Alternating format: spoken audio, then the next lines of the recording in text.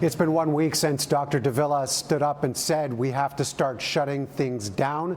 At this point, she said, at that point, she said it was 44% of the city's outbreaks were in bars and restaurants, and things had to be scaled back. Today, she got her wish, and now the hope is that somehow it makes a difference.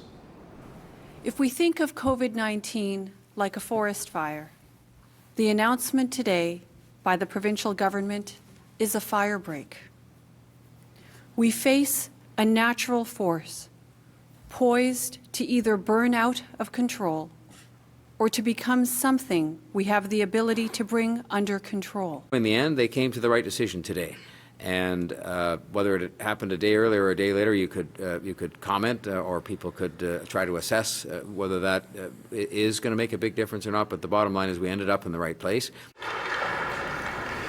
Toronto took additional measures today as well by suspending the city's indoor recreation programs as of next Tuesday until further notice. Permits for indoor activities, sports games, and fitness activities will not be issued. Leisure activities such as free skates and lane swimming can go ahead, however. Dr. Eileen Davila also making the startling announcement that 1/10 of all cases in Toronto since the pandemic began have come in the last 8 days. So let's have a look at those numbers.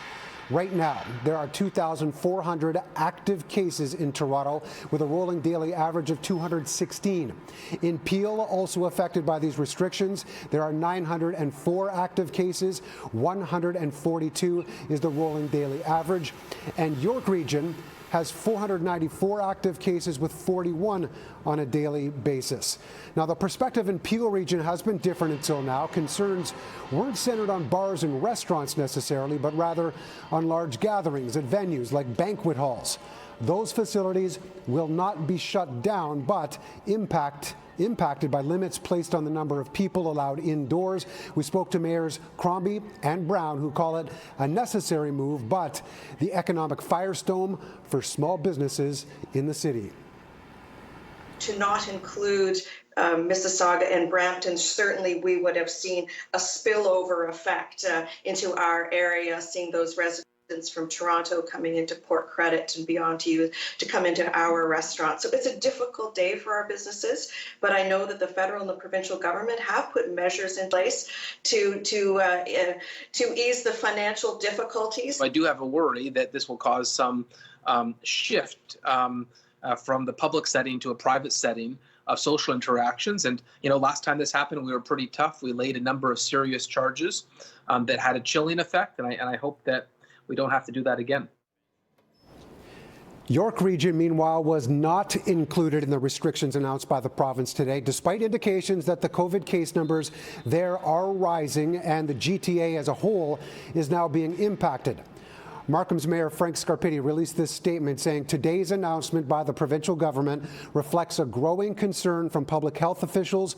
We must continue to work collectively, individuals, businesses, and the various levels of government, as we have done throughout this pandemic so far.